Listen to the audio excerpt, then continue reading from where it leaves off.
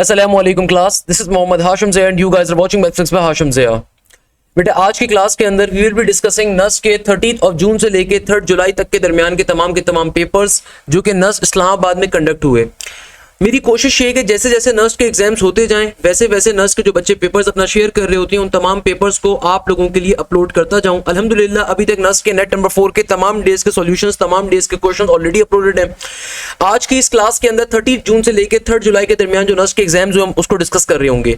सबसे इंपॉर्टेंट चीज क्या है, काफी सारे बच्चे कह रहे थे सर फिजिक्स के क्वेश्चन जरा मजीद बताइए कौन कौन से नस्ट के अंदर अभी रिसेंटली फिजिक्स के क्वेश्चन पूछे गए। तो इस वीडियो के स्टार्टिंग के कोई हाफ एन आवर फिजिक्स के लिए डेडिकेटेड है जहां पे जितने बच्चों ने अभी तक फिजिक्स के क्वेश्चन नेट 4 के शेयर किए उन तमाम क्वेश्चंस को सॉल्यूशन के साथ मैंने अपलोड करवा दिया है। इसके अलावा मैथ्स के और इंग्लिश के क्वेश्चंस भी आपको दिख रहे होंगे और उनके सॉल्यूशंस भी आपको दिख रहे होंगे। याद रखिएगा बेटा नस्ट इस्लामाबाद के अंदर तकरीबन 9 जुलाई 10 जुलाई तक की टेस्ट की डेट्स अवेलेबल हैं जहां पे बच्चे टेस्ट दे रहे हैं और उसके बाद फिर कराची के अंदर 17 जुलाई से नस्ट का एग्जाम हो रहा होगा। तो आपने कोशिश ये करनी है 2025 के जितने नस्ट के पेपर्स हैं उन सबको कवर करें। अगर आप सारी वीडियोस नहीं भी ले सकते तो बेटा 2xp सीट के ऊपर वीडियो को लगाओ और जो क्वेश्चन डिफिकल्ट दिखता है उसको हाथ से बैठ के सॉल्व करो, आगे स्किप कर जाओ, आगे बढ़ते जाओ अनलेस एंड अनटिल आपके तमाम के तमाम क्वेश्चंस कवर ना हो जाएं।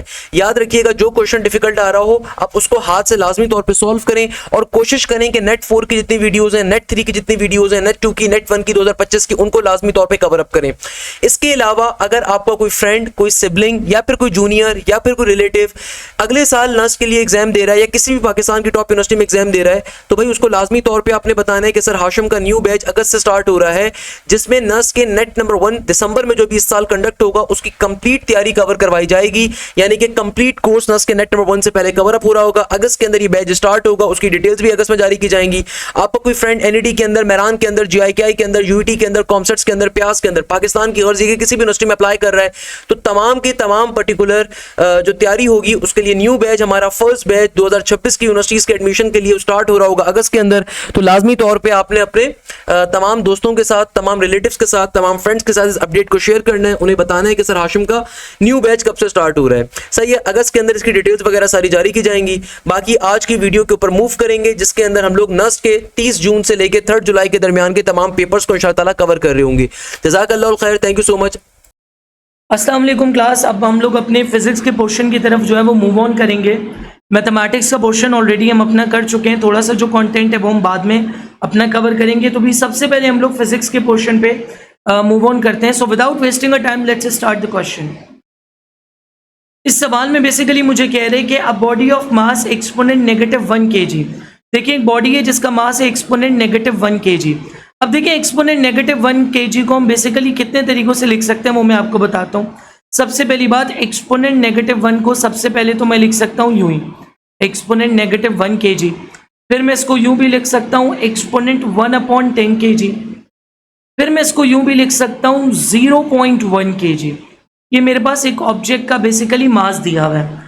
आगे मुझसे कह रहे हैं कि वो जो ऑब्जेक्ट है वो मूव कर रहा था पहले initially with the speed of 12 meter per second, लेकिन उसके बाद उसकी स्पीड डिक्रीज हुई और डिक्रीज होकर स्पीड होगी उसकी 8 मीटर पर सेकेंड। कह रहे कि उसकी स्पीड जो 12 से 8 पे डिक्रीज हुई है तो उसमें जो टोटल टाइम लगा है वो बेसिकली 24 सेकेंड का लगा है, 24 सेकेंड का टाइम लगा है। कह रहे बताइए कि what is the rate of doing work on it.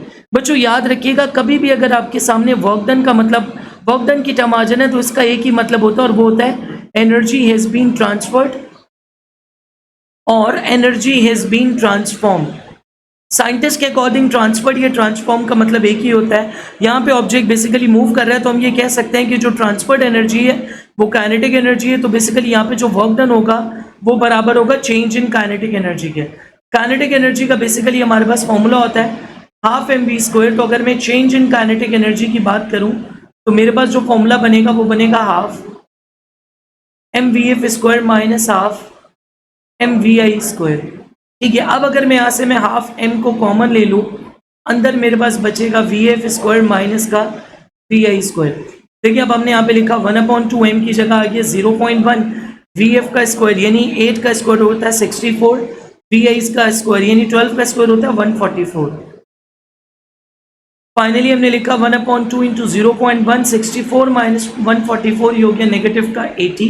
ठीक है जी। उसके बाद जब हमने 2 1 टाइम्स 2 2 4 टाइम्स 820 टाइम्स 0, जब मैंने इसको मल्टीप्लाई किया तो फाइनली मैं कह सकता हूँ कि मेरा जो वर्क डन आ रहा है बच्चों, वो आ रहा है -4 जूल। अब यहाँ पे नेगेटिव वर्क डन का मतलब क्या है कि बेसिकली आपके पास यहाँ पे रिटार्डेशन वाला मामला था, स्पीड आपकी जो है वो डिक्रीज हो रही थी। ठीक है, तो VF जो था वो VI से छोटा था, that's why we got the negative work done in that scenario. अगले सवाल पे चलते हैं, let's move on to the next question. इस सवाल में मुझे कह रहे हैं कि अगर दो वेक्टर्स के बीच मिनिमम एंगल है तो बताइए एंगल क्या होगा। बच्चों याद रखिएगा कि जब भी हमें कहा जाता है कि angle between the two vectors, तो बेसिकली उसका मतलब ये होता है कि एंगल बिटवीन देयर डायरेक्शंस, वो जो एंगल होता है वो बेसिकली उनकी डायरेक्शंस के बीच एंगल होता है। और याद रखिएगा जब भी कहा जाएगा कि two vectors are having a minimum angle between them, तो नॉर्मली ये बात कंसिडर की जाती है, ये इस बात से ये मतलब लिया जाता है कि the two vectors are actually in the similar direction, the two vectors are actually in the same direction, and the two vectors are in the same direction, then theta should be 0 degree, so that is been considered as the minimum angle between them. ठीक है जी, आगे चलते हैं। अगले सवाल में मुझे कह रहे हैं कि विच of the following is a vector quantity. लेकिन चार्ज प्योरली स्केलर क्वांटिटी होती है, इंटेंसिटी भी प्योरली स्केलर क्वांटिटी होती है, करंट जो होती है वो एक टेंसोरियल क्वांटिटी होती है, यानी करंट इज अ टेंसर। अब बेसिकली टेंसर क्या होता है, स्केलर को सिर्फ और सिर्फ मैग्नीट्यूड रिक्वायर्ड होता है, वेक्टर को मैग्नीट्यूड के साथ साथ डायरेक्शन भी रिक्वायर्ड होती है। लेकिन प्यारे बच्चों टेंसर हमारे पास एक ऐसी क्वांटिटी होती है जो मैग्नीट्यूड और डायरेक्शन दोनों उसको रिक्वायर्ड होती हैं।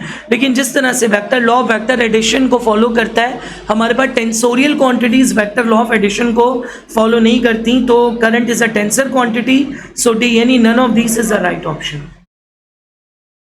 बच्चों अगले सवाल में मुझे कह रहे हैं कि एक अदद आपको एक्सप्रेशन दी हुई है, a equals to omega raise to the power p into x raise to the power q। कह रहे जबकि a यहाँ पे एक्सेलरेशन और ओमेगा यहाँ पे एंगुलर फ्रिक्वेंसी को बता रहे, तो कह रहे बताइए what will be the value of p and q। देखिए सबसे पहली बात, सिंपल हार्मोनिक मोशन के लिए हमारा जो मेन रिलेशन होता है वो होता है a is equals to negative omega X square, यानी I can say a is directly proportion to omega square X. ये नेगेटिव यहाँ पे रीस्टोरिंग फोर्स की मदद से होता है। अगर मैं इन दोनों रिलेशंस को कंपेयर कर लूं तो फाइनली आई कैन से the value of p should be 2 and the value of q should be 1। तो ये आ गई मेरी p और q की वैल्यू। ठीक है जी, तो अगले सवाल में मूव करते हैं। Dimension represent what, volume no, direction no, dimension actually represents out the nature. याद रखिएगा बच्चों डायमेंशन हमेशा फिजिकल क्वांटिटी की नेचर को डिफाइन करती है। अच्छा जी, अगले सवाल पे मूव ऑन कर लेते हैं। यहाँ पे मुझे कह रहे हैं कि लीस्ट काउंट मेरे पास एक मटेरियल का, ये एक इंस्ट्रूमेंट का 1 kg है। कह रहे देन 4000 के अंदर कितने जीरो सिग्निफिकेंट फिगर्स हैं।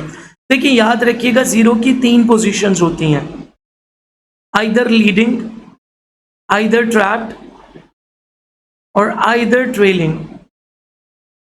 लीडिंग जीरोस कभी भी काउंट नहीं होते as significant, trap zeros are always counted as significant. Trailing zero depend करता है डेसिमल पॉइंट के ऊपर, अगर तो डेसिमल इन्वॉल्व है तो ट्रेलिंग जीरोस जो है वो काउंट होंगे, अदरवाइज ट्रेलिंग भी काउंट नहीं होंगे।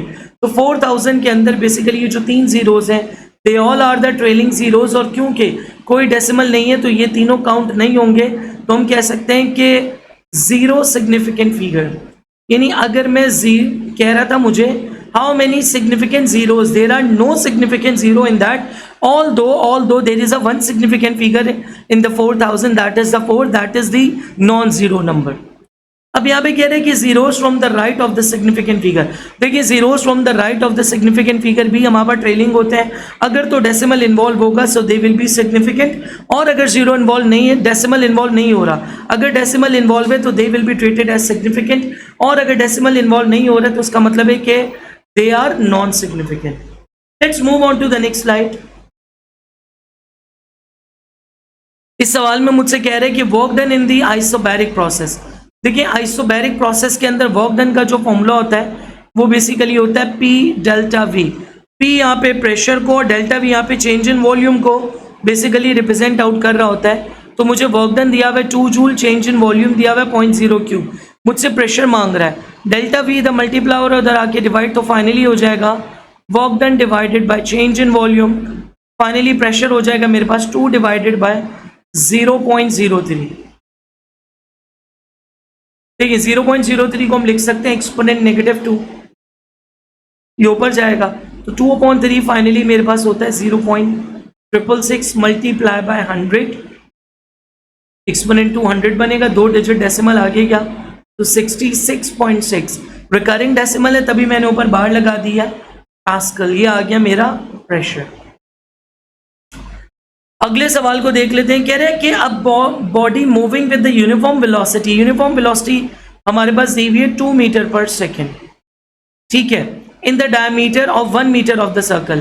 डायमीटर अगर 1 है तो बेसिकली हमारे पास रेडियस जो है वो हाफ ऑफ द डायमीटर होता है, तो इसका मतलब है रेडियस मेरे पास हो जाएगा 0.5 मीटर। मुझसे कह रहे हैं एक्सेलरेशन निकालो, this is actually the centripetal acceleration. तो फॉर्मूला होता है v स्क्वायर अपॉन r, तो finally I can say it is v square यानी 2 स्क्वायर 4 डिवाइडेड बाय 1/2, ठीक है जी। तो 1/2 का मतलब क्या है कि दैट इज 8। तो फाइनली मेरा एक्सेलरेशन का आंसर आ जाएगा 8 मीटर्स पर सेकेंड स्क्वायर। बच्चों मुझसे अगले सवाल में कह रहे हैं कि एक्सेलरेशन, ठीक है, मुझसे क्या कह रहे हैं बच्चों, acceleration in simple harmonic motion is maximum at dash. याद रखिएगा हमेशा ये बात कि एक्सेलरेशन जो होती है सिंपल हार्मोनिक मोशन में वो हमेशा एक्सट्रीम पोजीशंस के ऊपर मैक्सिमम होती है, जबकि वेलोसिटी जो होती है वो हमेशा मीन पोजीशन के ऊपर मैक्सिमम होती है। ये बात आपने भूलनी नहीं है, ठीक है जी।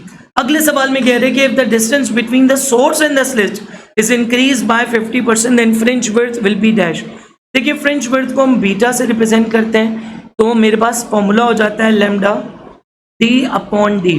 बेसिकली ये जो कैपिटल डी है this is actually the distance between slit and screen, this is actually the distance between slit and screen. मुझे कह रहे हैं कि distance between source and slit, अगर तो मैं ये कहूं कि मेरा सोर्स मूवेबल नहीं है तो मेरे पास कोई इंपैक्ट चेंज नहीं आएगा, लेकिन अगर सोर्स मूवेबल है तो उसके अकॉर्डिंग इंपैक्ट चेंज आएगा।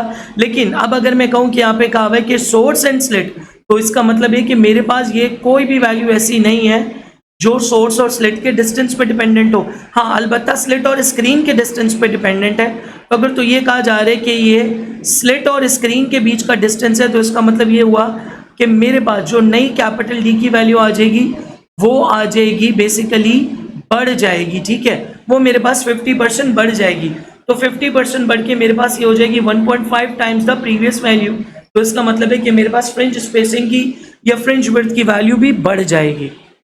लेकिन कब, अगर ये हमारे पास स्क्रीन और स्लिट का डिस्टेंस है। एडियाबैटिक फॉर्मूला बच्चों बेसिकली हमारे पास होता है P V raise to the power gamma equals to constant which is actually represents out the adiabatic formula between pressure and volume. अगले सवाल पे चलते हैं। कह रहे which of the following is not true. ये बिल्कुल ट्रू है लेकिन ये ट्रू नहीं है, क्योंकि टेम्परेचर और वॉल्यूम के बीच में जो एडियाबैटिक फॉर्मूला बेसिकली हमारे पास होता है प्यारे बच्चों, वो हमारे पास कुछ और होता है, ठीक है। वो फॉर्मूला हमारे पास होता है TV raise to the power gamma -1 equals to the constant. लेकिन यहाँ पे कह रहे TV raise to the power gamma, तो ये B is not the right option. अगले सवाल में मुझे कह रहे हैं कि when gamma rays is emitted which changes. ना ही नंबर ऑफ न्यूट्रॉन चेंज होते हैं ना ही नंबर ऑफ प्रोटॉन। बेसिकली जब भी आपकी गैमा इमिट होती है तो energy state of the nucleus actually changes. तो हम क्या कर सकते हैं, energy state of the nucleus changes, energy state of the nucleus changes. तो basically energy state of the nucleus जो है वो चेंज हो जाती है। अगले सवाल में कह रहे हैं कि dimension, so none is the right answer. अगले सवाल में कह रहे हैं कि dimension of E by C is same as. देखिए ई बाय सी की डायमेंशन जो वो लीनियर मोमेंटम के साथ सेम तो नहीं होती है। मैं आपको डायरेक्टली पहले लीनियर मोमेंटम की डायमेंशन निकाल के दिखा देता हूँ। तो v होता है बेसिकली मीटर पर सेकेंड या ms इनवर्स। फाइनली मेरे पास ये आ जाएगा m l t इनवर्स। जबकि e बाय c की अगर मैं डायमेंशन देखूं तो e का यूनिट होता है newton by coulomb. Cross multiply करेंगे तो ये हो जाएगा न्यूटन पर कूलम स्क्वायर। देखिए न्यूटन का डायमेंशन बेसिकली हमारे पास होता है, न्यूटन के लिए फॉर्मूला होता है F इक्वल्स टू ma, और 1 न्यूटन बेसिकली बराबर होता है kg into metre per second square या ms -2। तो मेरे पास इसकी डायमेंशन बेसिकली हो जाएगी m, ठीक है, आगे आ जाएगा l t raise to the power -2। Coulomb basically I को रिप्रेजेंट करता है और कूलम बराबर होता है एम्पेयर सेकेंड के। तो ये मेरे पास हो जाएगा ma² इंटू t⁻² दोनों को नीचे से ऊपर ले जाते हैं तो फाइनली डायमेंशन बन जाएगी ml a⁻² एंड t⁻⁻4। इसका मतलब है E/C की डायमेंशन लीनियर मोमेंटम से सेम नहीं है। अगले सवाल में कहते हैं कि open and organ pipe have dash even harmonic, odd harmonic, both या नन ऑफ दीज। याद रखिएगा बच्चों, जो भी open at both ends pipe होते हैं उसके पास एंटी नोड जो होती हैं वो दोनों एंड्स पे होती हैं, जिसकी वजह से वो full range of standing waves को अलाउ करता है। तो इसका मतलब है कि वो इवन हार्मोनिक्स को भी अलाउ करेगा, ऑड हार्मोनिक्स को भी अलाउ करेगा, नहीं both harmonics will be allowed. So C is the right option.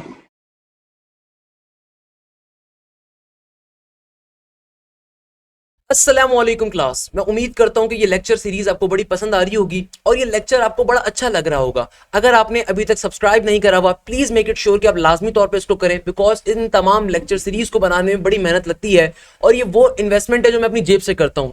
इन तमाम लेक्चर सीरीज को प्रिपेयर करने के अंदर, इन तमाम क्वेश्चंस बैंक को गैदर करने के अंदर, इन तमाम चीजों को प्रिपेयर करवाने के अंदर और फिर इस लेक्चर को डिजाइन करने में या करवाने में बहुत ज्यादा एफर्ट्स होती हैं। तो प्लीज मेक इट श्योर कि खुद भी लेक्चर को लें और अपने दोस्तों के साथ भी शेयर करें। मेरी कोशिश है कि मैं इस कौम के बच्चों को बेहतर से बेहतर मुस्तकबिल दे सकूं, बेहतर से बेहतर उनके लिए एफर्ट्स कर सकूं। तो अगर आपने अभी तक सब्सक्राइब नहीं करा हुआ, प्लीज मेक इट श्योर कि उसको आप लाजमी तौर पे करें। First of all, second number के ऊपर, अगर आप चाहते हैं कि आपकी प्रॉपर्ली एप्टीट्यूड की तैयारी कवर हो, चाहे आप ईकेट की तैयारी कर रहे हैं, चाहे आप नर्स की, फास्ट की, यूईटी की, कॉमसेट्स की, आईबीए की, एनईडी की, मेहरान की, या किसी भी पाकिस्तान की बिजनेस यूनिवर्सिटी की तैयारी कर रहे हैं, या फिर अगर आप एमडी कैट की तैयारी कवर कर रहे हैं, तो ये लेक्चर सीरीज और हमारे बैजेस आप लोगों के लिए होते हैं। तो भाई हमारे बैजेस के अंदर आपको पाकिस्तान की top aptitude faculty with a very minimal fees आपको मिल रही होती है। इसके अलावा जो फैसिलिटीज है, जो फैकल्टी हम आपको अपने बैजेस के अंदर प्रोवाइड करते हैं, मैं आपको गारंटी दे सकता हूं, पूरे पाकिस्तान का चक्कर लगा लीजिए, पूरे पाकिस्तान के अंदर 60,000 रुपीज से कम के ऊपर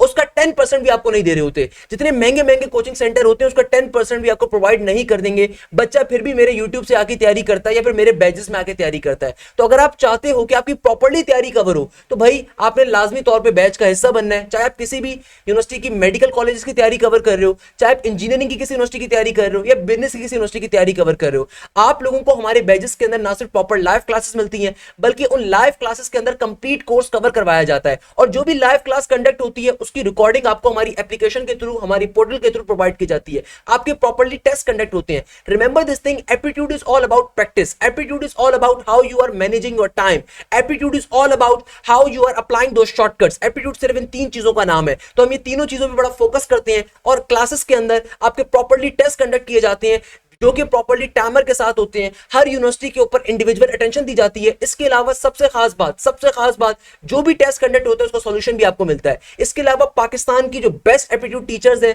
वो हमारे बैचेस के अंदर एज अ मैथफ्लिक्स और पीकेएम कोऑर्डिनेटर के तौर पे मौजूद होते हैं कि आपकी कोई परेशानी है, कोई मसला है, यूनिवर्सिटी के हवाले से गाइडेंस, कोई और गाइडेंस, तो आप डायरेक्टली उनसे कोऑर्डिनेट कर रहे होते हो। इसके अलावा आपके ना सिर्फ प्रॉपर्ली टेस्ट होते हैं चैप्टर वाइज, बल्कि प्रॉपर्ली एफएलपीज भी होते हैं, यानी कि full length papers. University to university हमारे प्रॉपर्ली फुल लेंथ पेपर्स होते हैं। इसके अलावा आप लोगों के प्रॉपर्ली डाउट ग्रुप्स होते हैं और लाइव डाउट क्लासेस भी होती हैं। तो भाई इतनी अच्छी फैकल्टी, इतनी अच्छी फैसिलिटीज आप लोगों को एक मिनिमल कॉस्ट में प्रोवाइड करते हैं। तो अगर आप वाकई में एप्टीट्यूड की तैयारी बहुत अच्छे तरीके से करना चाहते हैं तो ये बैचेस आप लोगों के लिए लाजमी तौर पे आपने इसका हिस्सा बनना है और अपने तमाम फ्रेंड्स के साथ भी शेयर करना है। और अगर आपने अभी तक सब्सक्राइब नहीं करा हुआ, प्लीज मेक इट श्योर कि खुद भी सब्सक्राइब करें, अपने घर वालों से भी करवाएं और अपने दोस्तों के साथ लाजमी तौर पर इस लेक्चर के लिंक को शेयर करें।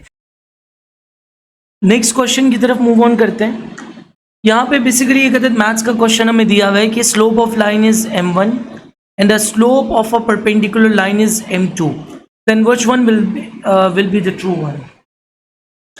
याद रखिएगा, if two lines are perpendicular to each other then the product of this slope is always equals to the -1। अब मैं इसको यूं भी लिख सकता हूँ, यानी 1 इधर नेगेटिव उधर आके पॉजिटिव हो जाएगा। तो फाइनली मैं इसको यूं भी लिख सकता हूँ, m1 multiply by m2 plus 1 equals to 0। This is the condition for the two lines to be get perpendicular. अगला सवाल देख लेते हैं। दोबारा हमारा ये फिजिक्स का पोर्शन शुरू हो गया है। कह रहा है anode is dash positive, negative, positive, relative to cathode and negative relative to cathode. Basically बात यहाँ पे आ रही है कि जब तक हमारे पास टाइप ऑफ सेल को डिफाइन नहीं किया जाएगा, इस बात को क्लियरली डिफाइन करना मुमकिन नहीं है। लेकिन नॉर्मल केसेस के अंदर हमारे पास जो एनोड होता है it is positive related to cathode. उसकी वजह ये है कि इलेक्ट्रो केमिस्ट्री के अंदर ये एक ऐसा पॉइंट होता है जो ऑक्सीडेशन, जहाँ पे बेसिकली इलेक्ट्रोड एक ऐसा पॉइंट होता है जहाँ पे ऑक्सीडेशन टेक्स प्लेस करती है। इसी तरह अगले सवाल में मुझे कह रहे हैं कि if a current is along z axis passing through the cartesian coordinate and take x towards the right, y towards the upper direction and z at the d page, then magnetic field towards the negative x axis is dash.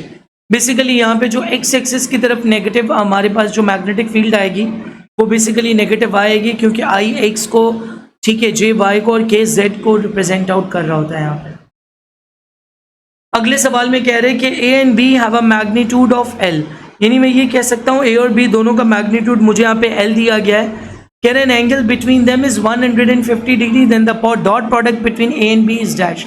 सबसे पहले याद रखिएगा कि the dot product between A and B will be A dot B is equals to the magnitude of A magnitude of B into cos theta. देखें यहाँ पे basically मुझे cos क्या दिया हुआ है, cos यहाँ पे मुझे इन्होंने बेसिकली 150 दिया हुआ है, तो 150 को मैं यूं भी लिख सकता हूँ, it is equal in to the cos 180 degree minus 30 degree which is actually equal in to the cos negative cos 30 degree, और cos 30 degree basically under root 3/2 के बराबर होता है। ठीक है, तो ये हो गया नेगेटिव अंडर रूट 3/2। ए का मैग्नीट्यूड L, बी का मैग्नीट्यूड भी L, आगे आ रहा है मेरे पास माइनस का अंडर रूट 3/2। तो finally the dot product between A and B vector will be negative under root 3/2 into L square. आगे चलते हैं, मुझसे यहाँ पे कह रहे हैं कि what is the dimension of the viscosity. बच्चों याद रखिएगा, सबसे पहले तो मुझे विस्कोसिटी का फॉर्मूला मालूम होना चाहिए। The formula of viscosity is actually the shear stress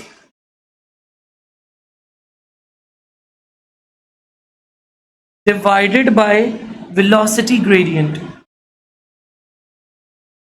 सबसे पहले अगर मैं स्ट्रेस की बात करूं, so this is actually equal in to the force upon area. इसका जो मेरे पास मैथमेटिकल फॉर्मूला होता है वो बेसिकली रिप्रेजेंट कर रहा होता है फोर्स अपॉन एरिया को। तो मैं यहाँ पे ये कह सकता हूँ कि फोर्स मेरे पास इन टर्म्स ऑफ यूनिट मेरे पास बराबर होता है kg into M S raise to the power -2। तो मेरे पास फोर्स की डायमेंशन आ जाएगी M L T raise to the power -2, और area in terms of length इस्तेमाल होता है, तो इसकी डायमेंशन आ जाएगी एल स्क्वायर।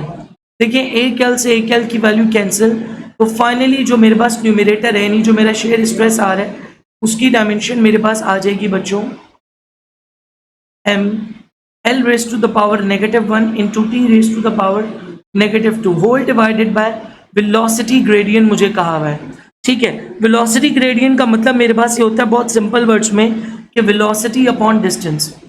इसका मतलब मेरे पास क्या होता है, वेलोसिटी अपॉन डिस्टेंस। वेलोसिटी का यूनिट होता है ms-1, तो डायमेंशन बनेगी LT-1 डिवाइडेड बाय डिस्टेंस की यूनिट मीटर होता है, तो डायमेंशन आ जाएगी L। तो मेरे पास बेसिकली इसकी डायमेंशन बच्चों क्या आ गई, T raise to the power -1। जब हम इन दोनों को आपस में डिवाइड करेंगे तो मेरे पास फाइनली विस्कोसिटी की डायमेंशन आ जाएगी ml raise to the power -1। ये T जब -1 ऊपर जाएगा तो पॉजिटिव हो जाएगा, तो फाइनली मेरे पास विस्कोसिटी की डायमेंशन आ गई ml raise to the power -1 into T raise to the power -1। आगे मुझसे कह रहे हैं कि formula for the electric field intensity. प्यारे बच्चों, इलेक्ट्रिक फील्ड इंटेंसिटी का मेरे पास जो फॉर्मूला होता है वो बेसिकली होता है E इक्वल्स टू F/Q, यानी force acting on a unit charge equals to the electric field intensity. आगे मुझसे कह रहे हैं कि unit of work is joule in newton and metre. देखिए याद रखें, बेसिकली न्यूटन मीटर जो होता है वो टॉर्क का यूनिट होता है, वर्क का यूनिट हमारे पास जूल ही होता है। ऑल दो वर्क का फॉर्मूला भी हमारे पास जो होता है वो फोर्स इनटू डिस्टेंस ही होता है, फोर्स का यूनिट न्यूटन, डी का यूनिट मीटर। लेकिन वर्क का न्यूटन मीटर टॉर्क के न्यूटन मीटर के बराबर नहीं हो सकता। उसकी वजह ये कि work is actually the dot product between two physical quantities which is also known as the scalar product, whereas torque is the cross product or the vector product between the two physical quantities. This is the reason the standard unit of work will be joule, whereas the standard unit of torque is Newton meter. अगली slide पे move on करते हैं।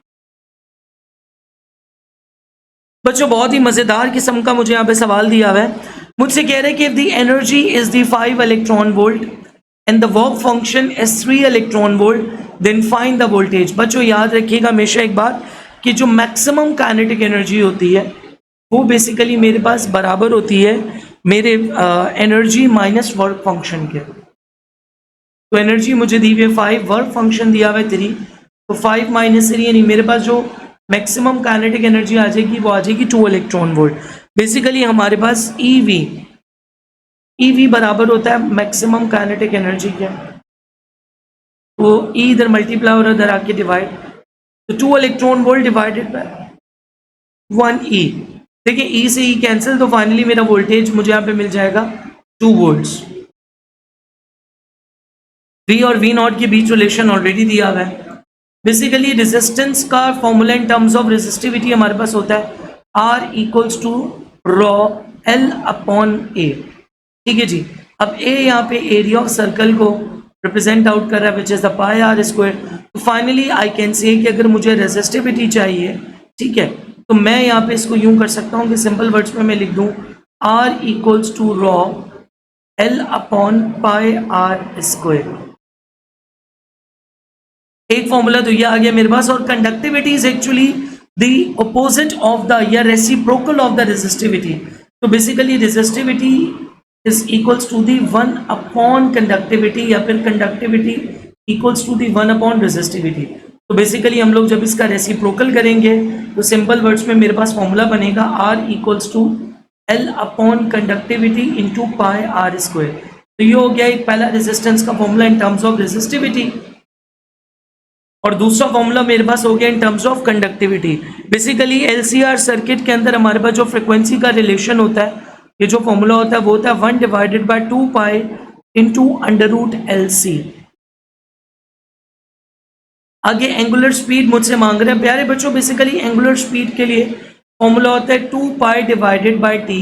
अगर तो हम इसको minutes में लेंगे तो हम t की जगह 1 पुट करेंगे तो ये हो जाएगा 2 पाई रेडियन पर मिनट। लेकिन अगर हम इसको सेकेंड्स में लेंगे तो हम यहाँ पे टाइम की जगह 60 पुट करेंगे। 2 1 टाइम्स 2 2 3 टाइम्स 6 0 टाइम्स 0, तो फाइनली मेरा आंसर यहाँ पे आ जाएगा पाई बाय 30 रेडियंस पर सेकेंड। दोनों वैल्यूज बिल्कुल ठीक है। अगले सवाल में मुझे कह रहे हैं कि distance is defined as the function of time. Distance को as a function of time define किया गया है। एवरेज वेलोसिटी निकालनी है। सबसे पहले तो हम यहाँ पे ये काम करते हैं कि विद रिस्पेक्ट टू टाइम हम इस पर डेरिवेटिव अप्लाई करते हैं। ठीक है, तो मेरे पास ये velocity with respect to time आ जाएगी सिंपल वर्ड्स में 6 माइनस का 4t। अब at t equals to 0 second अगर मैं अपनी वैल्यू निकालूं तो ये मेरे पास आंसर आ जाएगा डायरेक्टली 6। इसी तरह अगर मैं एट t इक्वल्स टू अगर मैं यहाँ पे अब अपना आंसर निकालूं, ठीक है, अगर तो मैं अपना आंसर निकालूं यहाँ पे 3 सेकेंड्स पे, तो फाइनली मेरा आंसर यहाँ पे आ जाएगा 6 माइनस 12 यानी नेगेटिव का 6। तो ओवरऑल एवरेज मेरे पास यहाँ पे आज जो आएगा प्यारे बच्चों वो मेरे पास एवरेज आ जाएगा basically 0 metre per second initial और फाइनल को ऐड करने के बाद। अगले सवाल में मुझसे कह रहे हैं कि a flag pole is 60 metre high and makes an angle of 30 degree. Theta दिया हुआ है 30 डिग्री, परपेंडिकुलर बेसिकली मुझे यहाँ पे दिया हुआ है 60 मीटर। मुझसे कह रहे हैं कि find the length of the shadow. Basically मुझे बेस कैलकुलेट करनी है। ए की ट्रिग्नोमेट्रिक रेशियो है तो ये हो जाएगा tangent theta equals to perpendicular upon base. So finally base equals to perpendicular upon tangent theta. Perpendicular हो जाएगा 60 डिवाइडेड बाय टेंजेंट 30 डिग्री।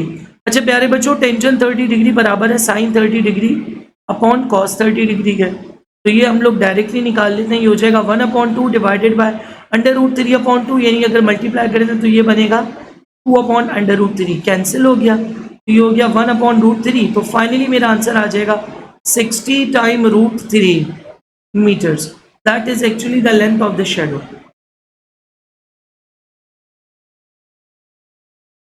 अगली स्लाइड को देख लेते हैं। अच्छा अब यहाँ पे हमें क्वेश्चंस तो दिए हुए नहीं है, बस ये बताया हुआ है इलेक्ट्रोमैग्नेटिज्म से 4 क्वेश्चंस किस टॉपिक के, ये तो हमें नहीं पता। हम आगे चलते हैं। तो कह रहे which scientist believe in absolute time. बच्चों sir Isaac Newton was the only one who believes in the absolute time. Who had discovered the relative time? Albert Einstein has actually discovered the relative time. According to the general theory of relativity, energy of an object is always a variable quantity because of the general theory of its special theory of relativity. There are actually three postulates: length contraction, mass variation, and time dilation. So mass should get variable; it cannot be remain conserved. अस्सलामुअलैकुम class, मैं उम्मीद करता हूं कि ये lecture series आपको बड़ी पसंद आ रही होगी और ये लेक्चर आपको बड़ा अच्छा लग रहा होगा। अगर आपने अभी तक सब्सक्राइब नहीं करा हुआ, प्लीज मेक इट श्योर कि आप लाजमी तौर पे इसको करें, बिकॉज इन तमाम लेक्चर सीरीज को बनाने में बड़ी मेहनत लगती है और ये वो इन्वेस्टमेंट है जो मैं अपनी जेब से करता हूँ। इन तमाम लेक्चर सीरीज को प्रिपेयर करने के अंदर, इन तमाम क्वेश्चंस बैंक को गैदर करने के अंदर, इन तमाम चीजों को प्रिपेयर करवाने के अंदर और फिर इस लेक्चर को डिजाइन करने में या करवाने में बहुत ज्यादा एफर्ट्स होती हैं। तो प्लीज मेक इट श्योर कि खुद भी लेक्चर को लें और अपने दोस्तों के साथ भी शेयर करें। मेरी कोशिश है कि मैं इस कौम के बच्चों को बेहतर से बेहतर मुस्तकबिल दे सकूं, बेहतर से बेहतर उनके लिए एफर्ट्स कर सकूं। तो अगर आपने अभी तक सब्सक्राइब नहीं करा हुआ, प्लीज मेक इट श्योर कि उसको आप लाजमी तौर पे करें। First of all, second number के ऊपर, अगर आप चाहते हैं कि आपकी प्रॉपर्ली एप्टीट्यूड की तैयारी कवर हो, चाहे आप ईकेट की तैयारी कर रहे हैं, चाहे आप नर्स की, फास्ट की, यूईटी की, कॉमसेट्स की, आईबीए की, एनईडी की, मेहरान की, या किसी भी पाकिस्तान की बिजनेस यूनिवर्सिटी की तैयारी कर रहे हैं, या फिर अगर आप एमडी कैट की तैयारी कवर कर रहे हैं, तो ये लेक्चर सीरीज और हमारे बैजेस आप लोगों के लिए होते हैं। तो भाई हमारे बैजेस के अंदर आपको पाकिस्तान की top aptitude faculty with a very minimal fees आपको मिल रही होती है। इसके अलावा जो फैसिलिटीज है, जो फैकल्टी हम आपको अपने बैजेस के अंदर प्रोवाइड करते हैं, मैं आपको गारंटी दे सकता हूं, पूरे पाकिस्तान का चक्कर लगा लीजिए, पूरे पाकिस्तान के अंदर 60,000 रुपीज से कम के ऊपर उसका 10% भी आपको नहीं दे रहे होते। जितने महंगे महंगे कोचिंग सेंटर होते हैं उसका 10% भी आपको प्रोवाइड नहीं कर देंगे। बच्चा फिर भी मेरे यूट्यूब से आके तैयारी करता है या फिर मेरे बैजेस में आके तैयारी करता है। तो अगर आप चाहते हो कि आपकी प्रॉपर्ली तैयारी कवर हो, तो भाई आपने लाजमी तौर पर बैच का हिस्सा बनना है। चाहे आप किसी भी यूनिवर्सिटी की मेडिकल कॉलेजेस की तैयारी कवर कर रहे हो, चाहे आप इंजीनियरिंग की किसी यूनिवर्सिटी की तैयारी कर रहे हो या बिजनेस की किसी यूनिवर्सिटी की तैयारी कवर कर रहे हो, आप लोगों को हमारे बैचेस के अंदर ना सिर्फ प्रॉपर लाइव क्लासेस मिलती हैं, बल्कि उन लाइव क्लासेस के अंदर कंप्लीट कोर्स कवर करवाया जाता है। और जो भी लाइव क्लास कंडक्ट होती है उसकी रिकॉर्डिंग आपको हमारी एप्लीकेशन के थ्रू, हमारी पोर्टल के थ्रू प्रोवाइड की जाती है। आपके प्रॉपर्ली टेस्ट कंडक्ट होते हैं। Remember this thing, aptitude is all about practice, aptitude is all about how you are managing your time, aptitude is all about how you are applying those shortcuts. Aptitude सिर्फ इन तीन चीजों का नाम है। तो हम ये तीनों चीजों पे बड़ा फोकस करते हैं और क्लासेस के अंदर आपके प्रॉपर्ली टेस्ट कंडक्ट किए जाते हैं जो कि प्रॉपर्ली टाइमर के साथ होते हैं। हर यूनिवर्सिटी के ऊपर इंडिविजुअल अटेंशन दी जाती है। इसके अलावा सबसे खास बात जो भी टेस्ट कंडक्ट होता है उसका सॉल्यूशन भी आपको मिलता है। इसके अलावा पाकिस्तान की जो बेस्ट एप्टीट्यूड टीचर्स हैं वो हमारे बैचेस के अंदर एज अ मैथफ्लिक्स और पीकेएम कोऑर्डिनेटर के तौर पे मौजूद होते हैं कि आपकी कोई परेशानी है, कोई मसला है, यूनिवर्सिटी के हवाले से गाइडेंस, कोई और गाइडेंस, तो आप डायरेक्टली उनसे कोऑर्डिनेट कर रहे होते हो। इसके अलावा आपके ना सिर्फ प्रॉपर्ली टेस्ट होते हैं चैप्टर वाइज, बल्कि प्रॉपर्ली एफएलपीज भी होते हैं, यानी कि full length papers. University to university हमारे प्रॉपर्ली फुल लेंथ पेपर्स होते हैं। इसके अलावा आप लोगों के प्रॉपर्ली डाउट ग्रुप्स होते हैं और लाइव डाउट क्लासेस भी होती हैं। तो भाई इतनी अच्छी फैकल्टी, इतनी अच्छी फैसिलिटीज आप लोगों को एक मिनिमल कॉस्ट में प्रोवाइड करते हैं। तो अगर आप वाकई में एप्टीट्यूड की तैयारी बहुत अच्छे तरीके से करना चाहते हैं तो ये बैचेस आप लोगों के लिए लाजमी तौर पे आपने इसका हिस्सा बनना है और अपने तमाम फ्रेंड्स के साथ भी शेयर करना है। और अगर आपने अभी तक सब्सक्राइब नहीं करा हुआ, प्लीज मेक इट श्योर कि खुद भी सब्सक्राइब करें, अपने घर वालों से भी करवाएं और अपने दोस्तों के साथ लाजमी तौर पर इस लेक्चर के लिंक को शेयर करें। बच्चों नस्ट का जो अभी रिसेंट हमारा टेस्ट हुआ है उसके अंदर मैथमेटिक्स के आने वाले नए क्वेश्चंस के साथ मैं हाजिर हूँ। इन नए क्वेश्चंस को ज़रा हम लोग थोड़ा सा सॉल्व करते हैं ताकि हमें भी थोड़ी मज़ीद ब्रीफिंग मिल सके कि किस तरह के क्वेश्चन जो है वो अभी रिसेंट टेस्ट में आ रहे हैं। सबसे पहले तो देखिए यहाँ पे मुझे कहा जा रहा है कि find the value of cosec 1/x। First order derivative में अगर 2π/4 पुट किया गया, लेकिन 2π/4 का मतलब है π/2। सिंपल वर्ड्स में कहूं तो मेरे पास ये एक अदद फंक्शन है y equals to cosec 1/x और हमें कहा जा रहा है कि इस पर अगर हम लोग फर्स्ट ऑर्डर डेरिवेटिव लगा दें यानी dy/dx, तो cosec का डेरिवेटिव होता है minus cosec into cot and again derivative on function 1/x पे दोबारा डेरिवेटिव लेगा तो आंसर आ जाएगा माइनस का 1/x²।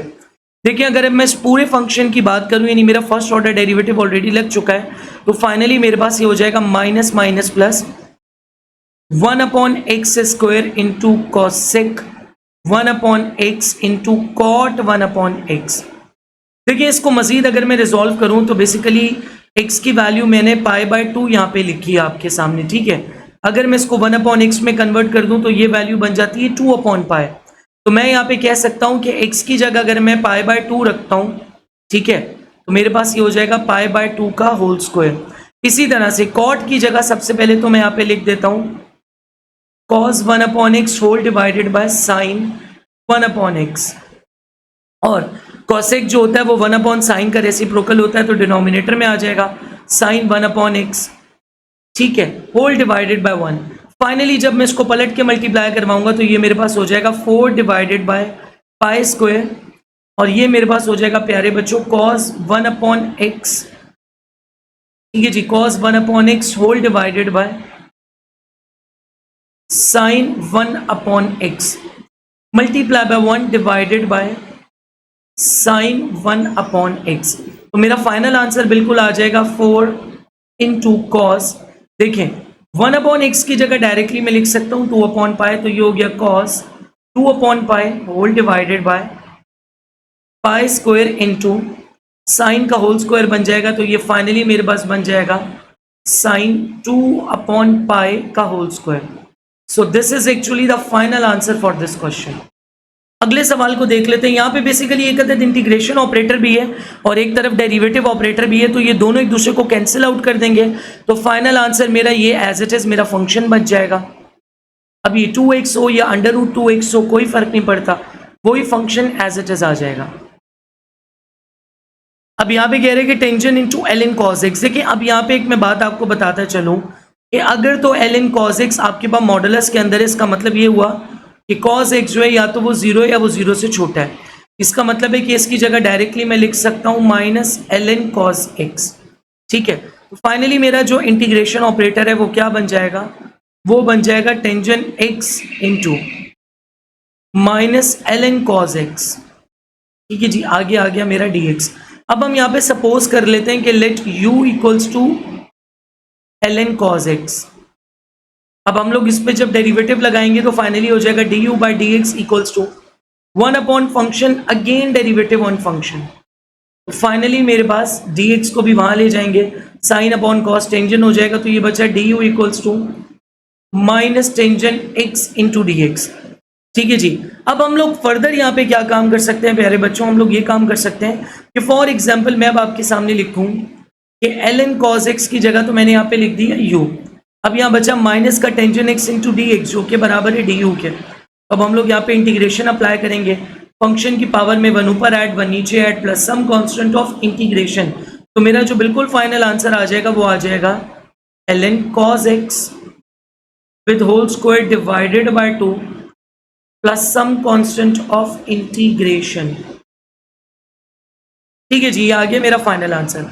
अच्छा अगले सवाल में एक सीरीज दी हुई है, जरा सीक्वेंस दी हुई है, इसको देखते हैं कौन सी सीक्वेंस है। देखिए यहाँ पे कॉमन डिफरेंस आ जाएगा -2 और यहाँ पे आ जाएगा 5, इसका मतलब तो ये कि AP नहीं है। यहाँ पे कॉमन रेशियो आ जाएगा -1 और यहाँ आ जाएगा -4, इसका मतलब है कि ये GP भी नहीं है, तो इसका मतलब है ना ये AP है ना ये GP है, तो फिर इसीलिए इसका nth टर्म निकालना आसान नहीं होगा अनटिल अनलेस, ये कोई एक रेगुलर पैटर्न नहीं है, तो इसीलिए हम लोग डायरेक्टली इसका nth टर्म नहीं निकाल सकते। Let's move on to the next question. अच्छा यहाँ पे ये मुझे ऐसा लगता है इंटीग्रेशन नहीं है बल्कि ये समेशन का साइन है, तो ये कुछ यूँ होगा summation k equals to 1 up till r on n equals to 5050। Basically प्यारे बच्चों हमारे पास जो सम ऑफ नेचुरल नंबर्स होते हैं ना, जो स्टार्टिंग के शुरू के 100 नेचुरल नंबर्स होते हैं, जो शुरू के 100 नेचुरल नंबर्स होते हैं बेसिकली उनका जो सम होता है वो 5050 होता है। तो ये बात आपको डायरेक्टली याद होनी चाहिए कि शुरू के जो 100 नेचुरल नंबर्स हैं उनका डायरेक्टली सम आता है 5050, ठीक है जी। तो शुरू के 100 नेचुरल नंबर्स का सम डायरेक्टली 5050 आया है, तो मुझे यहाँ पे वैल्यू निकालने की नीड नहीं है, मैं डायरेक्ट कह सकता हूँ कि बेसिकली यहाँ पे r की वैल्यू 100 आ रही है। आप अगर चाहें तो उसको मैथमेटिकल फॉर्मूले से कैलकुलेट कर सकते हैं। सम ऑफ नेचुरल नंबर का एक बेसिक फॉर्मूला होता है r into r plus 1 divided by 2 equals to sum, जो कि 5050 आ रहा है, ठीक है। तो यहाँ से भी सॉल्व करके क्वाड्रेटिक फॉर्मूला लगा के हम लोग r निकाल सकते हैं। अगले सवाल पे चलते हैं। इस सवाल में कह रहे हैं कि ABC की वैल्यू निकालो जबकि ये वेक्टर और ये वेक्टर दोनों परपेंडिकुलर हैं। दोनों परपेंडिकुलर है तो इसका मतलब है कि इन दोनों का डॉट प्रोडक्ट 0 के बराबर है। हम i को i से जरा मल्टीप्लाई करते हैं, तो ये हो जाएगा नेगेटिव का a, ये हो जाएगा नेगेटिव का 7b, ये हो जाएगा पॉजिटिव का 2c। डॉट प्रोडक्ट 0 के बराबर होगा, दोनों को वहां ले जाएंगे तो ये हो जाएगा a plus 7b equals to 2c।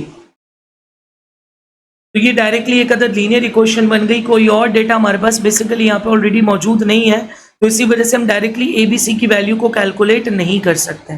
ठीक है जी, आगे मुझे कह रहा है कि 5 परमुटेशन 3 निकालें, तो हमने लिखा 5 फैक्टोरियल डिवाइडेड बाय 5 माइनस 3 यानी 2 फैक्टोरियल। तो ये हो जाएगा 5 इंटू 4 इंटू 3, ठीक है जी, into 2 factorial divided by 2 factorial, cancel, ये हो जाएगा 20 इंटू 3। तो 5 परमुटेशन 3 मेरे पास आंसर आ जाता है 60। अगले सवाल में कह रहे हैं कि make a committee of 6 people from 11, make a committee of 6 people from 11 if 2 people have particularly included। देखिए 6 लोगों में से 2 लोग तो ऑलरेडी सिलेक्टेड हो चुके हैं, तो पीछे बचे 4। बेसिकली 11 लोग थे, 11 में से 2 ऑलरेडी निकाल लिए, तो पीछे बचे 9। यानी इसका मुझे आंसर निकालना पड़ेगा 9 कॉम्बिनेशन आर से। अगर हम इसको रिजॉल्व करेंगे तो ये बनेगा 9 factorial divided by 4 factorial into 9 minus 4 यानी 5 फैक्टोरियल।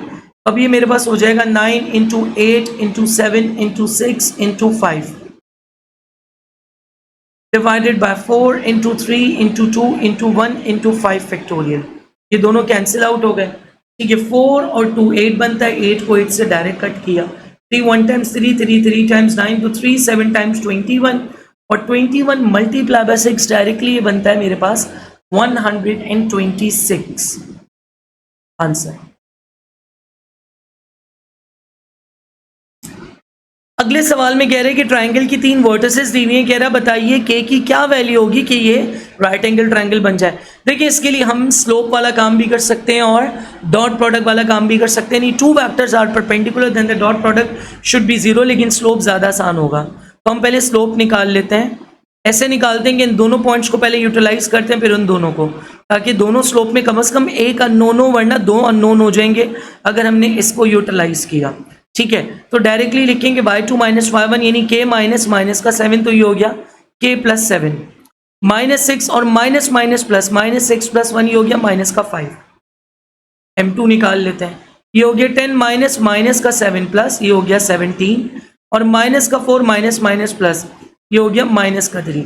देखिए अगर 2 साइड्स परपेंडिकुलर हैं तो उनके स्लोप का प्रोडक्ट -1 के बराबर होगा। तो k plus 7 upon minus 5 multiply 17 upon -3 equals to -1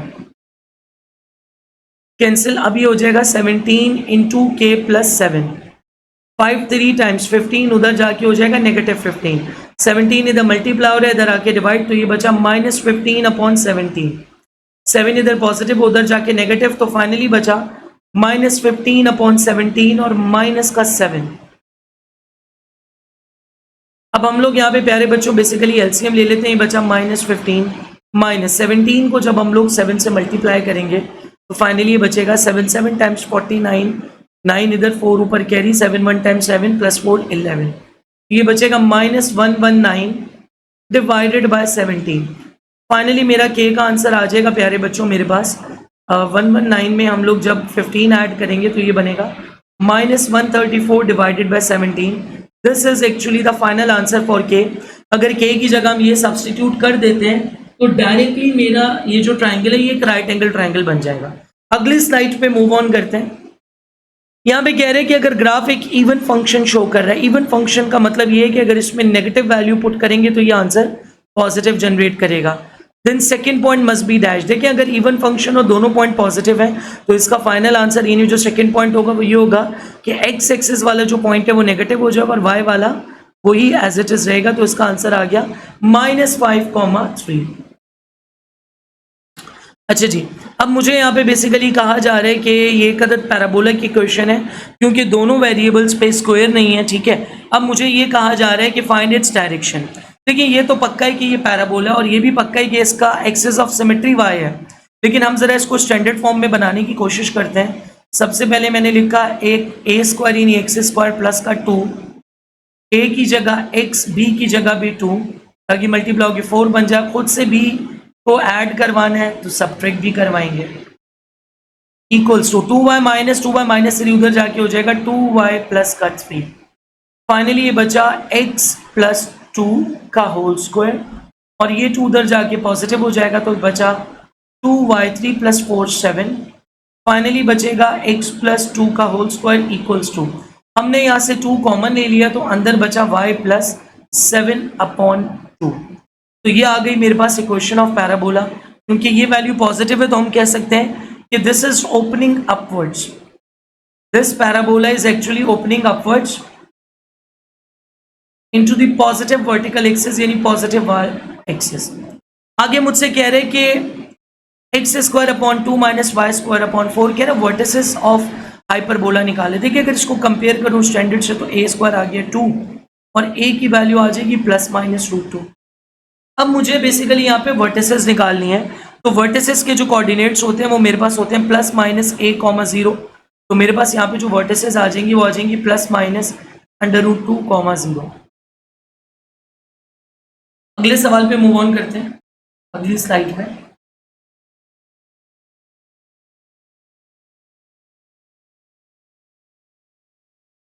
बच्चों मुझे यहाँ पे कह रहे हैं कि साइन थीटा बराबर है 19/20 के। कह रहे बताइए cos 2 थीटा किसके बराबर होगा। सबसे पहली बात, cos 2 थीटा का जो फॉर्मूला होता है वो होता है 1 माइनस साइन स्क्वायर थीटा। ठीक है, तो मैं भी यहाँ पे क्या काम कर सकता हूँ, मैंने लिखा cos 2 theta equals to 1 minus sine theta का होल स्क्वायर, यानी 19/20 का होल स्क्वायर। ठीक है, तो ये हो जाएगा मेरा cos 2 theta equals to 1 minus, अच्छा 19 का स्क्वायर जरा एक दफा हम निकाल लेते हैं, 81 8 इधर कैरी, 9 + 1 9 + 8 17, 9 and 1, ये बचा 1 7 + 9 16, 1 361। फाइनली मेरा आंसर आ गया 361 डिवाइडेड बाय 400। मैंने अब इसकी वैल्यू को कैलकुलेट किया तो ये हो गया cos 2 theta equals to 400 minus का 361 डिवाइडेड बाय 400। फाइनली मेरे पास ये बचा cos 2 theta equals to 39/400। This is the answer for the cos 2।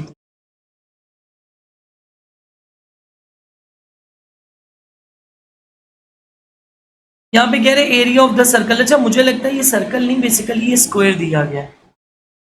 अब यहाँ पे आप देखेंगे ये बेसिकली स्क्वायर है जिसमें ये क्वार्टर सर्कल बन रहा है। अगर मैं इस कंप्लीट स्क्वायर को यूं मान लूं तो मैं ये कह सकता हूं कि क्वार्टर सर्कल्स को अगर हम लोग ऐड कर दें, ठीक है, क्वार्टर सर्कल्स को अगर ऐड कर दें तो एक कंप्लीट सर्कल बनता है। तो अगर मैं कंप्लीट स्क्वायर में से सर्कल का एरिया माइनस कर दूं तो ये जो शेडेड पार्ट बन रहा है इसका एरिया मेरे पास आ जाएगा। सबसे पहले तो सर्कल का एरिया निकालते हैं, रेडियस दिया हुआ है 2, तो फॉर्मूला होता है πr², यानी मेरे पास फाइनल आंसर आ जाएगा प्यारे बच्चों 4π। ठीक है जी, एरिया मेरे पास आ गया यहाँ पे 4π।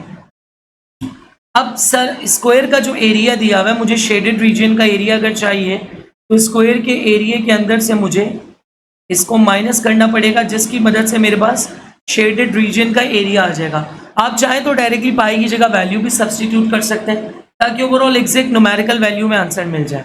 अच्छा अब यहाँ पे कह रहे हैं y equals to x minus 1/x। सबसे पहले तो हमें क्या काम करना है प्यारे बच्चों, हमने यहाँ पे फर्स्ट ऑर्डर डेरिवेटिव लगा दिया। तो y x का रिस्पेक्टिव x का डेरिवेटिव 1 और 1/x का डेरिवेटिव मेरे पास आता है बेसिकली माइनस का 1/x²। सॉल्व करेंगे तो ये बचा 1 + 1/x², ये डेरिवेटिव आ गया। अब हम जरा यहाँ पे अपनी वैल्यूज को सब्स्टिट्यूट करते हैं, तो x² इंटू एलसीएम ले लेंगे, ये हो गया x² + 1 divided by x² minus का y², यानी ये मेरे पास बनेगा x माइनस 1/x का होल स्क्वायर। ये दोनों आपस में कैंसिल, तो फाइनली मेरे पास बचा 1 + x² माइनस, अब यहाँ हो जाएगा a² + b² माइनस का 2ab। तो फाइनली मेरे पास ये बचेगा माइनस का 2, क्योंकि x x a b में कैंसिल हो जाएगा।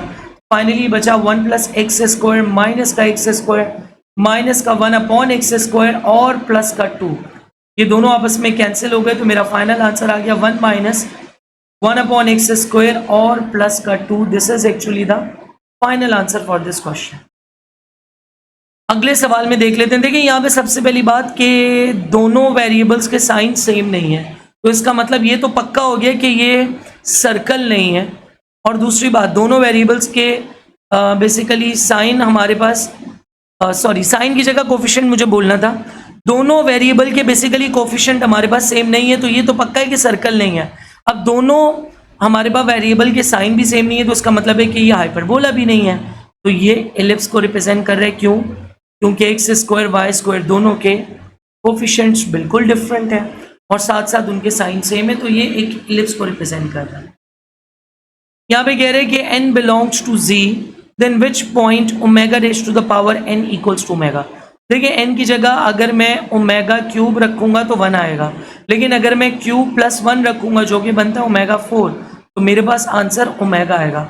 इसका मतलब है omega raise to the power 1 omega होता है। फिर इसमें अगर मैं 3 के मल्टीपल्स ऐड करता रहूँ, ओमेगा 4, ओमेगा 7, ओमेगा 11, सब कुछ आंसर मेरे पास ओमेगा आएगा। ऑप्शंस देख लेते हैं। अब यहाँ पे अगर मैंने 0 रखा तो 0 प्लस 1 ये बेसिकली ओमेगा ही बन रहा है। यहाँ पे 0 रखा तो ये ओमेगा स्क्वायर बन रहा है, which is not the right value. यहाँ पे 0 रखा तो ओमेगा क्यूब यानी 1 बन रहा है, which is again not the right option. So first option is actually the right option. अब यहाँ से मुझसे कह रहे हैं कि sum of the square of the fourth root of unity. देखिए फोर्थ रूट ऑफ यूनिटी होते हैं 1 आयोटा माइनस 1। अगर मैं इन तमाम का सम ले लूँ तो पहले का आ गया 1 plus iota square minus 1। Iota square basically हमारे पास जो है वो डायरेक्टली हम लोग ये कह सकते हैं कि -1 के बराबर आ रहा है। ठीक है जी। तो बेसिकली यहाँ पे हमने खाली आयोटा स्क्वायर अगर लेंगे तो ये हमारे पास नेगेटिव उसको पॉजिटिव बनाएगा। इसका मतलब ये हुआ कि sum of fourth root of unity हमारे पास क्या आ जाएगा? Sum of fourth root of unity basically हमारे पास जो है प्यारे बच्चों वो हमारा 0 आ जाएगा। 0 को बेसिकली वो अप्रोच करेगा, क्योंकि एक तरफ तो हमारे पास आयोटा स्क्वायर -1 आ गया, फिर आयोटा स्क्वायर हमारा बेसिकली ये माइनस आयोटा स्क्वायर लेंगे तो ये पॉजिटिव आयोटा स्क्वायर हो जाएगा। ठीक है जी। तो फाइनली आंसर आ गया 0। अगले सवाल में कह रहे हैं कि y equals to ln e। देखिए ln e तो कट जाएगा, तो मेरे पास बचा y इक्वल्स टू x जो कि एक लीनियर फंक्शन है। अब ये y एक्सिस को उस वक्त टच करेगा जब x की वैल्यू 0 हो जाए, बगैर इसके तो टच नहीं करेगा। अच्छा साइन a -90 ये डायरेक्ट आपको आइडेंटिटी याद होनी चाहिए, ये बेसिकली माइनस कॉस a के बराबर होती है। ठीक है जी।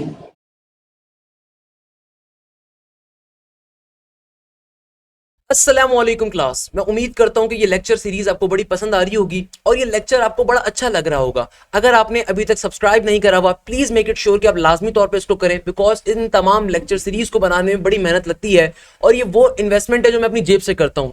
इन तमाम लेक्चर सीरीज को प्रिपेयर करने के अंदर, इन तमाम क्वेश्चन बैंक को गैदर करने के अंदर, इन तमाम चीजों को प्रिपेयर करवाने के अंदर और फिर इस लेक्चर को डिजाइन करने में या करवाने में बहुत ज्यादा एफर्ट्स होती हैं। तो प्लीज मेक इट श्योर कि खुद भी लेक्चर को लें और अपने दोस्तों के साथ भी शेयर करें।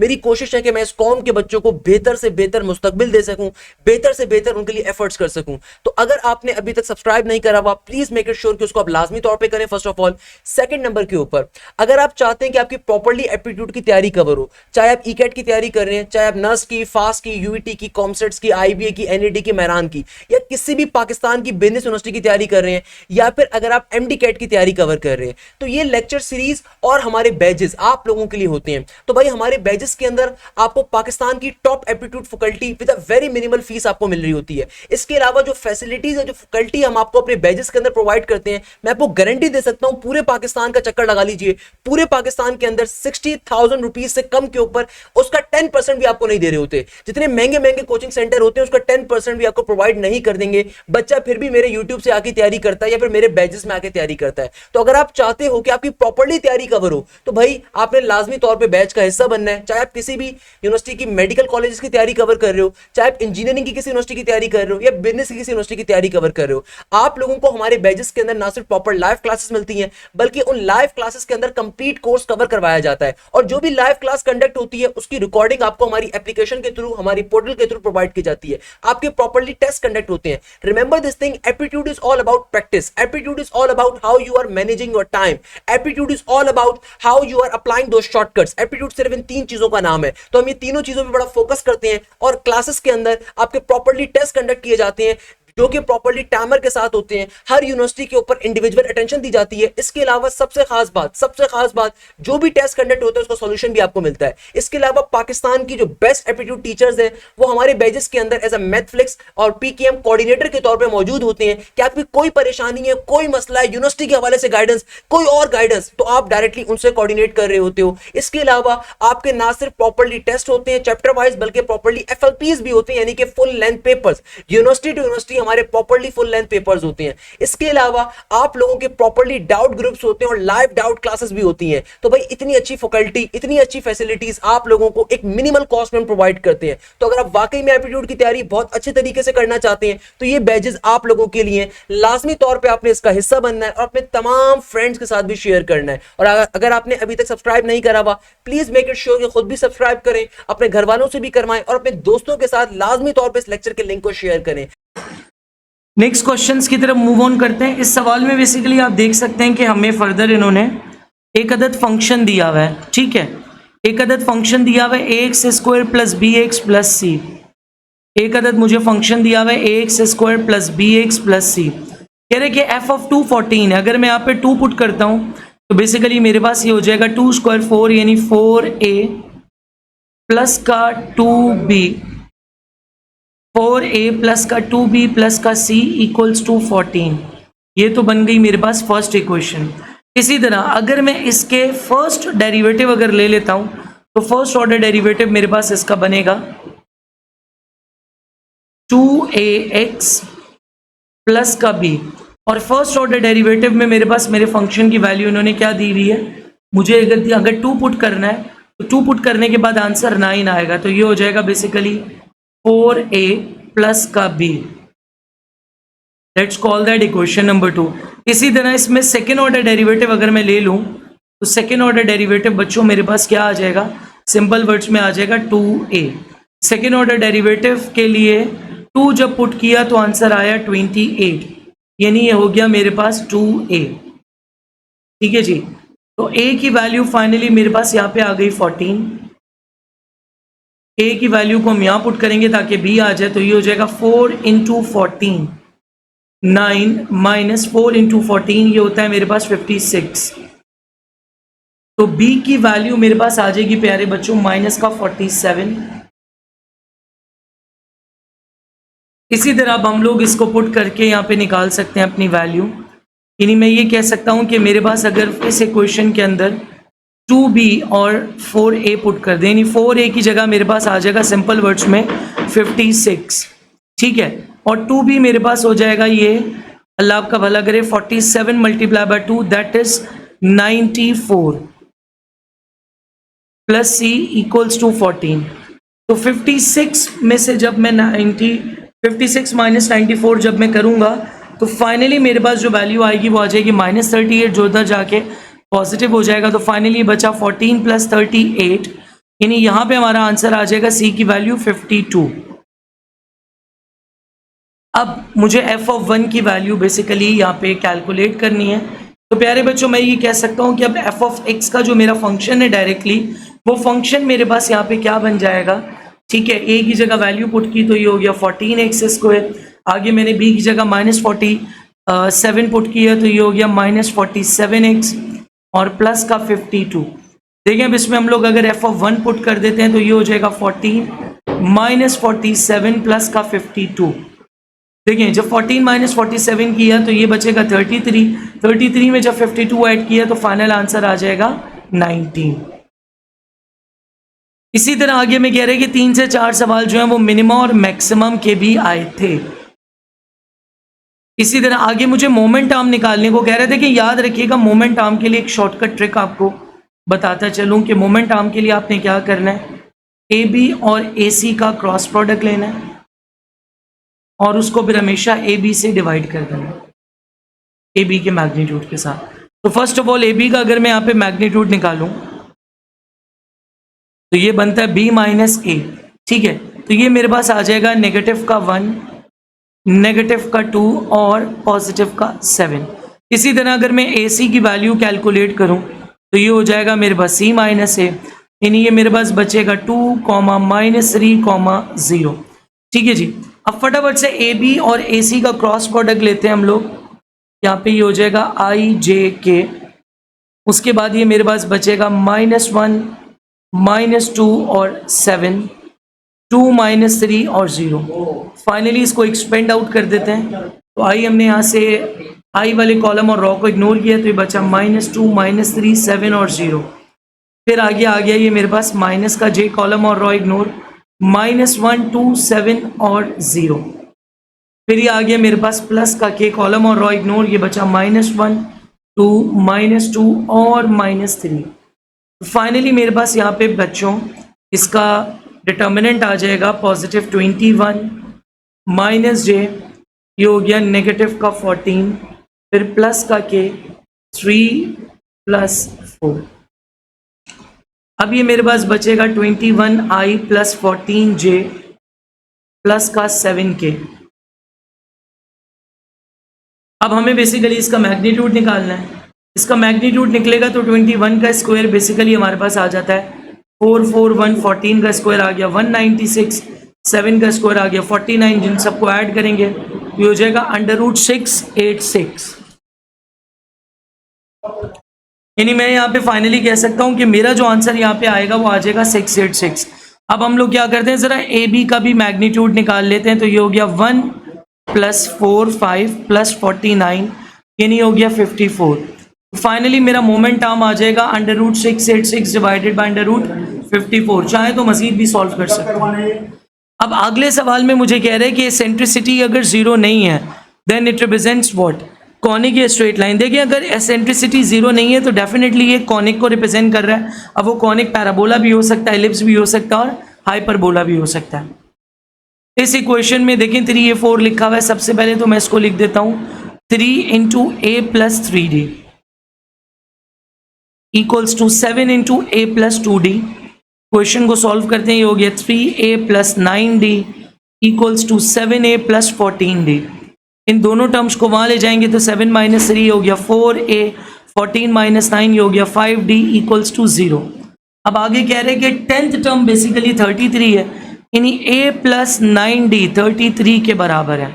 मुझे बेसिकली सम चाहिए 10 टर्म्स तक का, तो मुझे a लाजमी चाहिए। तो हम क्या करते हैं कि a की वैल्यू को मुझे तो निकालना है, तो बेसिकली हम क्या करते हैं d की जगह सब्सटीट्यूशन करते हैं। तो ये मेरे पास हो जाएगा 5d = -4 है, यानी d = -4a/5। हम लोग जब यहाँ अपनी वैल्यू को सब्सटीट्यूट करेंगे तो ये हो जाएगा a + 9, d की जगह आ जाएगा मेरे पास -4a डिवाइडेड बाय 5 = 33। बच्चों सॉल्व करेंगे तो फाइनली हो जाएगा 5a - 36a, 5 उधर चला जाएगा 33 × 5। तो फाइनली मेरा आंसर इसका आ जाएगा 165।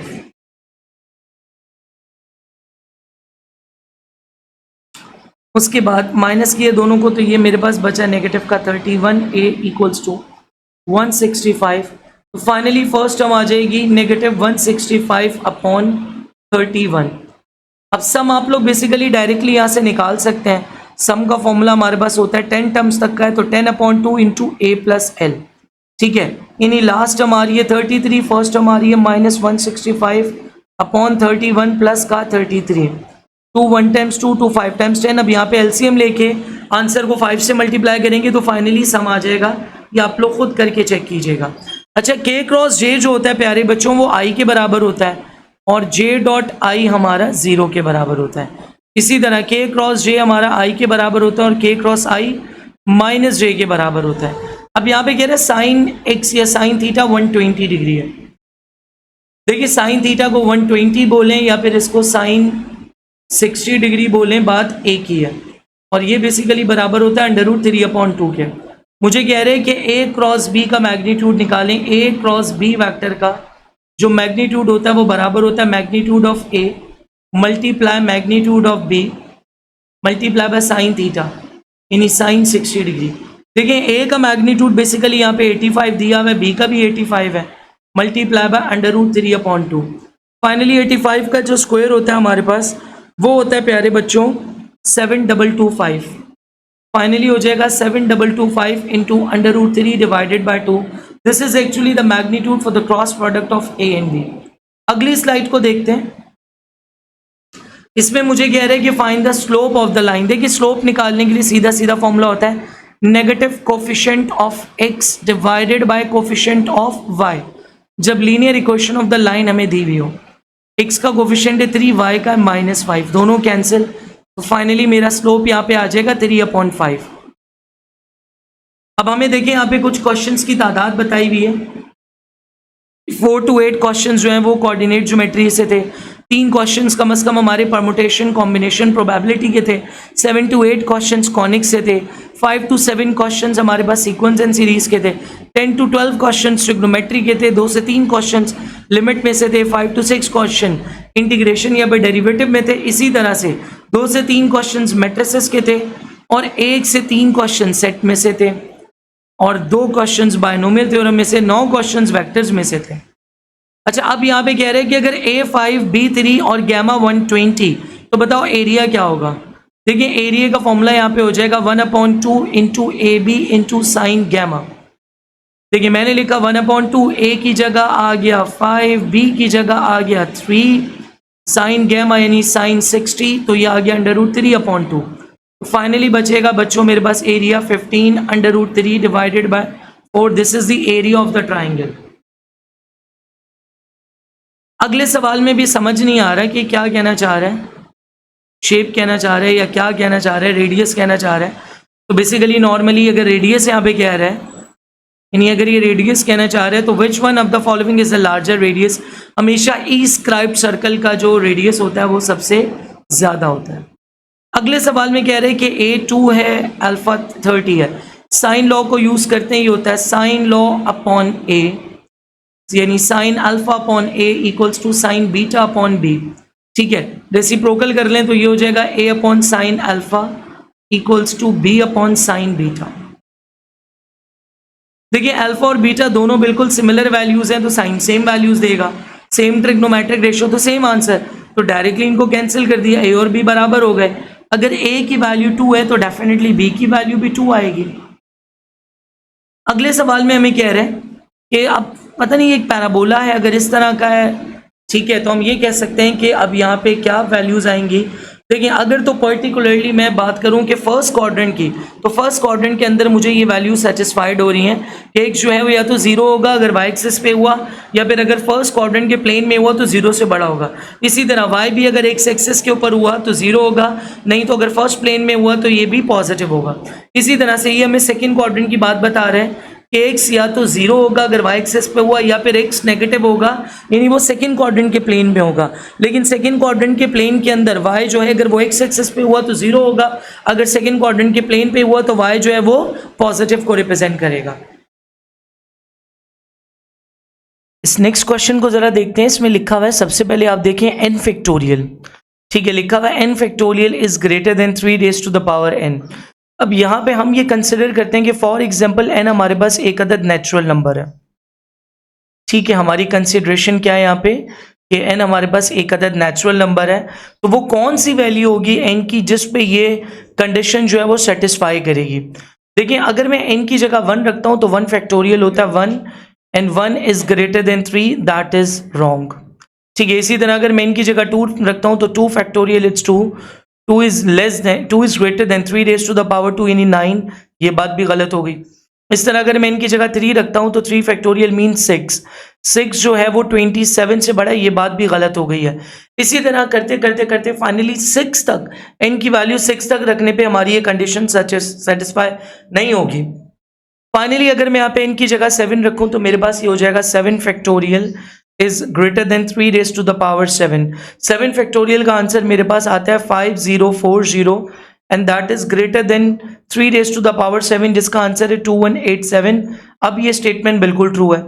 इसी तरह अगर मैं 7 ऑनवर्ड्स बड़ी वैल्यू रखता हूँ, नहीं 8 factorial is greater than 3 raise to the power 8 factorial का आंसर भी हमारे पास इससे बड़ा ही आएगा, ठीक है। तो इसका मतलब ये हुआ कि for getting this value to be satisfied, यानी अगर मैं चाहता हूँ कि ये जो स्टेटमेंट दी हुई है अगर ये ट्रू स्टेटमेंट साबित हो तो डेफिनेटली n की वैल्यू जो है या तो वो 7 होनी चाहिए या तो 7 से बड़ी होनी चाहिए, तब जाकर ये स्टेटमेंट सेटिस्फाई होगी।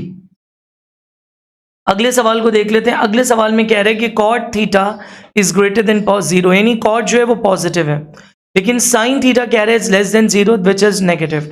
अच्छा, कॉट थीटा और मैं आपको रिलेशन बताता हूँ। Cot theta is actually equal to the ratio between cos theta over sine theta. Cot जो है वो कॉस ओवर साइन का रेशियो होता है।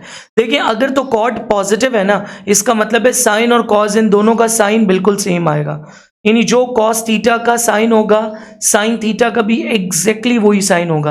यानी अगर कॉस नेगेटिव तो साइन भी नेगेटिव, इसी तरह अगर साइन नेगेटिव तो कॉस भी नेगेटिव। अब मुझे यहाँ पे कह रहे हैं कि साइन नेगेटिव है। देखिए, साइन अगर नेगेटिव होगा ना तो डेफिनेटली कॉस भी नेगेटिव होगा, तो इसका मतलब है साइन और कॉस दोनों नेगेटिव है। तो अब बताइए टर्मिनल आर्क कहाँ जा रही है। अगर हम अपने जरा क्वाड्रेंट्स को देखें तो फर्स्ट क्वाड्रेंट में तो साइन और कॉस दोनों पॉजिटिव हैं, तो गलत हो गया। सेकंड क्वाड्रेंट में साइन पॉजिटिव होता है, ये भी गलत हो गया। फोर्थ क्वाड्रेंट में कॉस पॉजिटिव होता है, ये भी गलत हो गया। मैं चाहता हूं दोनों नेगेटिव आए, सो that is only the third quadrant. Third quadrant एक ऐसा क्वाड्रेंट है जिसके अंदर साइन और कॉस दोनों नेगेटिव होते हैं, ठीक है। तो इसका मतलब है terminal arc will lie into the third quadrant. मेरी टर्मिनल आर्क जो है वो थर्ड क्वाड्रेंट के अंदर लाई करेगी। अगले सवाल को देख लेते हैं। यहां पे मुझे कहा जा रहा है कि y is equals to x raise to the power x। देखिए, प्योर एक्सपोनेंशियल फंक्शन है। इसको करने का सबसे आसान तरीका ये है कि हम इसको यूं ले लें, ln अगर लगा देते हैं तो ये हो जाएगा ln y equals to x dot ln x, ठीक है। ln y पे अगर डेरिवेटिव लेगा तो ये हो जाएगा हमारे पास डेरिवेटिव, यानी 1 upon function and again derivative on the function. इन सबसे पहले लिखा 1 upon function, again derivative on function की जगह y कॉम्प्लीमेंट लिख दिया, और यहाँ पे प्रोडक्ट रूल लगेगा, ठीक है। तो ये अक्सर सवाल में यूं भी कभी आ सकता है कि y equals to x raise to the power x, इस पे डेरिवेटिव अप्लाई करें। तो ये जो मैं आपको सॉल्यूशन बता रहा हूँ ये आप लोगों ने एक ही दफ़ा बता रहा हूँ, ये याद रखना है। ये इस किस्म के MCQ के लिए भी निकलेगा और फंक्शन कब मैक्सिमम है और कब मिनिमम है उसके लिए भी निकलेगा, ठीक है। अब यहाँ पे आपका basically x dot ln x पे प्रोडक्ट रूल रहेगा। पहली टर्म बाहर, डेरिवेटिव ऑन सेकंड टर्म यानी 1 upon function, again derivative on function, फिर साइन प्लस का, ठीक है। सेकंड टर्म बाहर, डेरिवेटिव ऑन फर्स्ट टर्म। तो फाइनली मैं y को उधर ले जाऊंगा तो मेरा जो फर्स्ट ऑर्डर डेरिवेटिव है वो आ जाएगा y into 1 plus ln x, और y की वैल्यू थी x raise to the power x into 1 plus ln x, ठीक है जी। अब मुझे बताने कि कब मैक्सिमम कब मिनिमम, तो फर्स्ट ऑर्डर डेरिवेटिव 0 पुट किया, x raise to the power x multiply और इधर आके डिवाइड होके 0, तो finally 1 plus ln x equals to 0, ln x equals to -1, दोनों तरफ e अप्लाई करेंगे तो ये खत्म हो जाएगा। x equals to e raise to the power -1 यानी 1 अपॉन e। अच्छा, ये मेरे पास मेरे फंक्शन की बेसिकली मिनिमम वैल्यू को रिप्रेजेंट आउट कर रहा है, तो यहाँ पे मैक्सिमम वैल्यू जो है वो हमारी रियल वैल्यूज के लिए एग्जिस्ट नहीं करती है। अगले सवाल को देख लेते हैं। यहाँ पे कह रहे हैं कि what is a trivial solution with the homogeneous linear equation. Homogeneous linear equation basically ऐसी इक्वेशन होती है जिसमें x 0 के बराबर होता है, यानी तमाम वेरिएबल्स की वैल्यू 0 होंगी, तो 0,0,0 will represent out the trivial solution. अगले सवाल को देख लेते हैं। देखिए, यहाँ पे कह रहे हैं कि अगर एक इक्वेशन दी हुई है ax plus B Y plus C then it gives a line from origin. देखिए, अगर ओरिजिन में होती तो कांस्टेंट टर्म यहाँ पे 0 होती, तो पहला ऑप्शन तो गलत हो गया क्योंकि यहाँ कांस्टेंट टर्म c मौजूद है, ठीक है। इंक्लाइंड, अब इसको देखते हैं जरा, पहले आगे वाला ऑप्शंस को देख लेते हैं। Parallel to the X axis का मतलब है कि इसका स्लोप 0 हो जाता, जबकि यहाँ पे ऐसी कोई कंडीशन नहीं है। पैरेलल टू वाई एक्सिस भी नहीं हो सकता क्योंकि इस कंडीशन में स्लोप इन्फिनिटी को अप्रोच करता। हाँ, अगर अलबत्ता लाइन इंक्लाइंड होती है तो उसमें जो x का कोफिशिएंट होगा और जो भी y का कोफिशिएंट होगा they will be non zero coefficients, वो दोनों नॉन जीरो कोफिशिएंट्स होंगे और आपका कांस्टेंट भी अवेलेबल होगा, प्रेजेंट होगा, मौजूद होगा, जीरो नहीं होगा। So second option is the right option.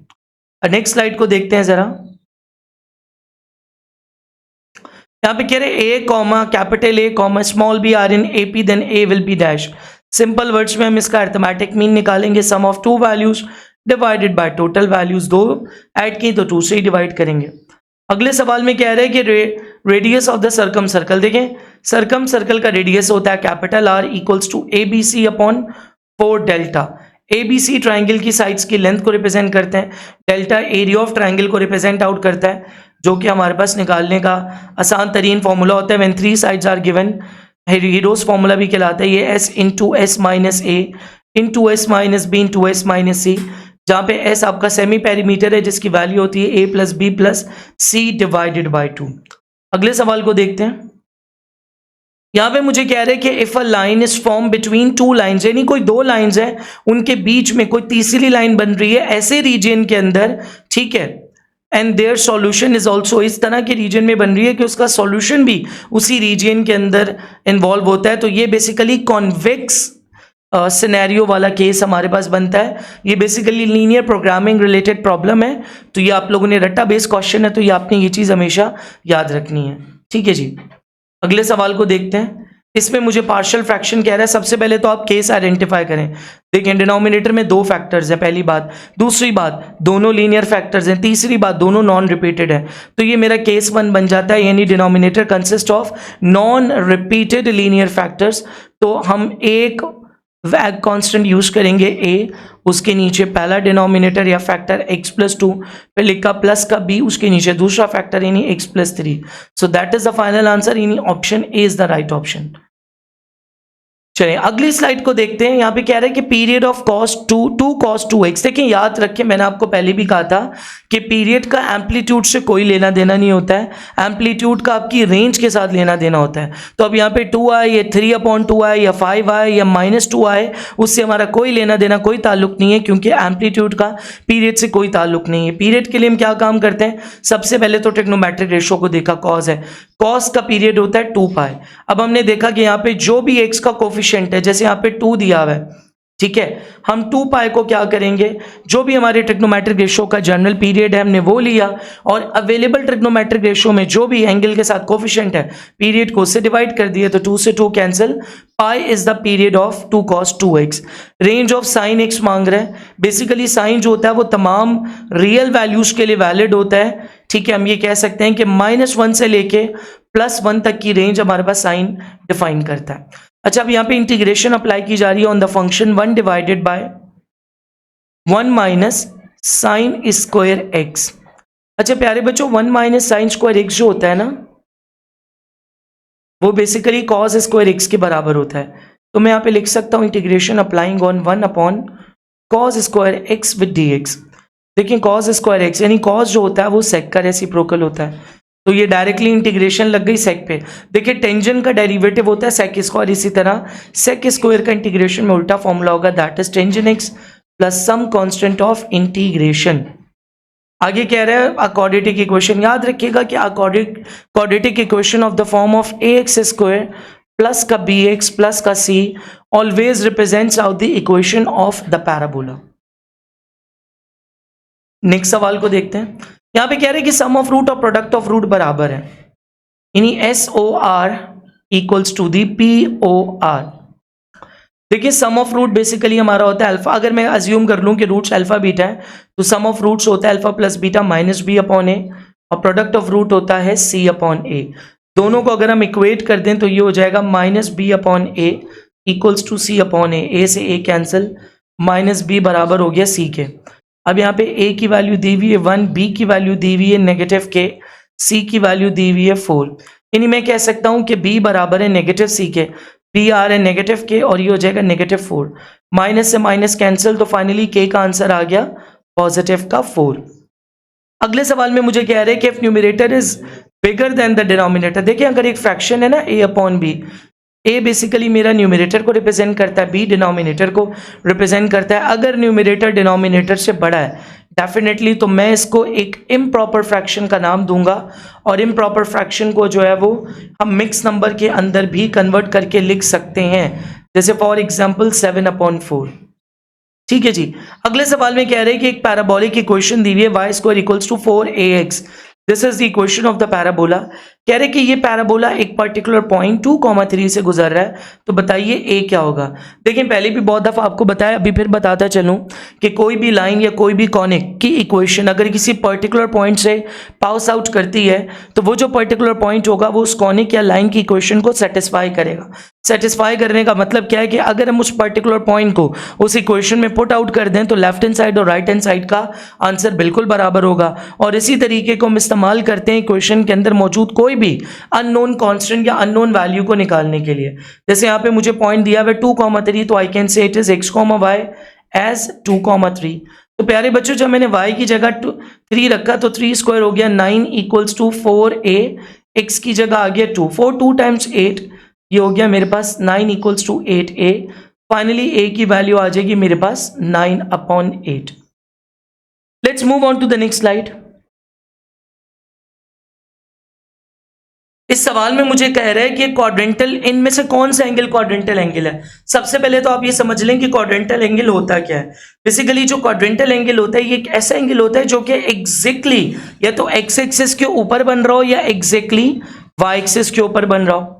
ठीक है, अगर मैं इसको एंटी क्लॉकवाइज रोटेशन देखूं तो 0 degree, 90 degree, 180 degree, 270 degree and 360 degree. These 4 angles are actually the quadrantal angles. 45 तो यहाँ बनेगा, तो ये एग्जैक्टली एक्स या वाई पे तो नहीं बन रहा।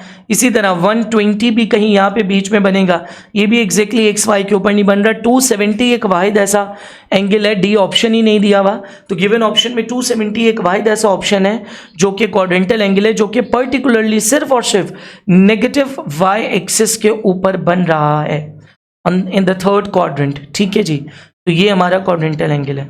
यहाँ पे डेरिवेटिव अप्लाई करने का कह रहे थे कि सबसे पहले तो हम ये ln अगर अप्लाई कर देते हैं, ठीक है, तो हम इसको तो यूं लिख देंगे ना, सबसे पहले x डॉट ln x। ठीक है जी, हमने इसको क्या करके लिखा प्यारे बच्चों, सबसे पहले तो मैंने, अच्छा यहाँ पे ln अप्लाई करने की जरूरत भी नहीं, यहाँ पे ऑलरेडी ln यहाँ पे दिया हुआ है, तो ये हो जाएगा x डॉट ln x। अब हम इस पे, ये एमसीक्यूज भी बहुत दफ़ा पूछा जाता है, अभी मैं फिलहाल आपको ये सॉल्व करवा देता हूं, तो आप लोग नेक्स्ट टाइम इसकी वैल्यू को याद रखिएगा। तो हम यहाँ पे लिख सकते हैं फर्स्ट टर्म बाहर, डेरिवेटिव ऑन सेकंड टर्म, ये हो गया 1 upon function again derivative on function, x के रिस्पेक्टिव एक्स का डेरिवेटिव 1 लिखने की नीड ही नहीं है। ठीक है, आगे आ गया प्लस, हमने क्या लिखा, पहली टर्म बाहर derivative on second term sine plus का, सेकंड टर्म बाहर डेरिवेटिव ऑन फर्स्ट टर्म, तो एक्स के रिस्पेक्टिव एक्स का डेरिवेटिव 1, तो फाइनली इसका आंसर आ गया 1 प्लस ln x। आगे मुझसे कह रहे हैं कि if a function is closed. अब देखिए यहाँ पे हमें बताया ही नहीं कि किस बेसिकली अरिथमेटिकल ऑपरेटर के अगेंस्ट ये क्लोज्ड है। यानी if a function is close with respect to addition, with respect to multiplication, जब तक हमें ये क्लैरिफिकेशन नहीं मिलेगी हम उसके बाइनरी रिलेशन को बता ही नहीं सकते। ठीक है जी, अगला सवाल हमें कह रहा है कि what is the basic condition for the sum of the infinite geometric series. Infinite geometric series की बेसिक कंडीशन ये है कि जो कॉमन रेशियो होना चाहिए उसका model is that should be less than small 1, तभी मेरी सीरीज जो है वो स्मॉल रहेगी और सीरीज मेरी कन्वर्ज करेगी। यानी मैं ये कह सकता हूं कि मेरा जो भी वेरिएबल इन्वॉल्व है उसका आंसर या तो -1 से बड़ा हो या फिर +1 से छोटा हो। इसका मतलब है कि आंसर का जो मॉडुलस होगा that should be less then the +1। अगले सवाल में बच्चों मुझे कह रहे हैं कि in how many ways 5 keys are arrange in the circular path. देखिए अगर मुझे अरेंजमेंट की बात की जाए सर्कुलर पाथ में तो उसका फॉर्मूला होता है n-1 फैक्टोरियल। 5 कीज को अरेंज करना है तो ये हो गया 5-1 फैक्टोरियल यानी 4 फैक्टोरियल। 4 फैक्टोरियल होता है 4 × 3 × 2 × 1, 4 3 टाइम्स 12, 12 2 टाइम्स 24, 24 1 टाइम्स 24, यानी there are 24 ways to arrange such keys. अगले सवाल पे मूव करते हैं। यहाँ पे कह रहे हैं कि if an event mutually exclusive event, एक मेरे पास इवेंट है, ठीक है, वो म्यूचुअली एक्सक्लूसिव इवेंट है। देखिए म्यूचुअली एक्सक्लूसिव इवेंट का मतलब ये होता है कि they can not happen at the same time. ठीक है जी, मैंने आपसे क्या कहा कि म्यूचुअली एक्सक्लूसिव इवेंट का मतलब होता है they can not happen at the same time, they can not happen at the same time. ये बेसिकली म्यूचुअली एक्सक्लूसिव इवेंट का मतलब होता है। तो इसमें हमारे पास एक जर्नल मैथमेटिकल फॉर्मूला होता है कि A union B equals to probability of event A plus individual probability of event B। This is the final answer of this question. अस्सलामुअलैकुम क्लास, मैं उम्मीद करता हूं कि ये लेक्चर सीरीज आपको बड़ी पसंद आ रही होगी और ये लेक्चर आपको बड़ा अच्छा लग रहा होगा। अगर आपने अभी तक सब्सक्राइब नहीं करा हुआ प्लीज मेक इट श्योर कि आप लाजमी तौर पे इसको करें, बिकॉज इन तमाम लेक्चर सीरीज को बनाने में बड़ी मेहनत लगती है और ये वो इन्वेस्टमेंट है जो मैं अपनी जेब से करता हूँ। इन तमाम लेक्चर सीरीज को प्रिपेयर करने के अंदर, इन तमाम क्वेश्चन बैंक को गैदर करने के अंदर, इन तमाम चीजों को प्रिपेयर करवाने के अंदर और फिर इस लेक्चर को डिजाइन करने में या करवाने में बहुत ज्यादा एफर्ट्स होती हैं। तो प्लीज मेक इट श्योर कि खुद भी लेक्चर को लें और अपने दोस्तों के साथ भी शेयर करें। मेरी कोशिश है कि मैं इस कौम के बच्चों को बेहतर से बेहतर मुस्तकबिल दे सकूं, बेहतर से बेहतर उनके लिए एफर्ट्स कर सकूं। तो अगर आपने अभी तक सब्सक्राइब नहीं करा हुआ, प्लीज मेक इट श्योर कि उसको आप लाजमी तौर पे करें first of all. Second number के ऊपर, अगर आप चाहते हैं कि आपकी प्रॉपर्ली एप्टीट्यूड की तैयारी कवर हो, चाहे आप ईकेट की तैयारी कर रहे हैं, चाहे आप नर्स की, फास्ट की, यूईटी की, कॉमसेट्स की, आईबीए की, एनईडी की, मेहरान की, या किसी भी पाकिस्तान की बिजनेस यूनिवर्सिटी की तैयारी कर रहे हैं, या फिर अगर आप एमडी कैट की तैयारी कवर कर रहे हैं, तो ये लेक्चर सीरीज और हमारे बैजेस आप लोगों के लिए होते हैं। तो भाई हमारे बैजेस के अंदर आपको पाकिस्तान की top aptitude faculty with a very minimal fees आपको मिल रही होती है। इसके अलावा जो फैसिलिटीज है, जो फैकल्टी हम आपको अपने बैजेस के अंदर प्रोवाइड करते हैं, मैं आपको गारंटी दे सकता हूं, पूरे पाकिस्तान का चक्कर लगा लीजिए, पूरे पाकिस्तान के अंदर 60,000 रुपीज से कम के ऊपर उसका 10% भी आपको नहीं दे रहे होते। जितने महंगे महंगे कोचिंग सेंटर होते हैं उसका 10% भी आपको प्रोवाइड नहीं कर देंगे। बच्चा फिर भी मेरे यूट्यूब से आके तैयारी करता है या फिर मेरे बैजेस में आके तैयारी करता है। तो अगर आप चाहते हो कि आपकी प्रॉपर्ली तैयारी कवर हो, तो भाई आपने लाजमी तौर पे बैच का हिस्सा बनना है। चाहे आप किसी भी यूनिवर्सिटी की मेडिकल कॉलेज की तैयारी कवर कर रहे हो, चाहे आप इंजीनियरिंग की किसी यूनिवर्सिटी की तैयारी कर रहे हो, या बिजनेस की किसी यूनिवर्सिटी की तैयारी कवर कर रहे हो, आप लोगों को हमारे बैचेस के अंदर ना सिर्फ प्रॉपर लाइव क्लासेस मिलती हैं, बल्कि उन लाइव क्लासेस के अंदर कंप्लीट कोर्स कवर करवाया जाता है। और जो भी लाइव क्लास कंडक्ट होती है उसकी रिकॉर्डिंग आपको हमारी एप्लीकेशन के थ्रू, हमारी पोर्टल के थ्रू प्रोवाइड की जाती है।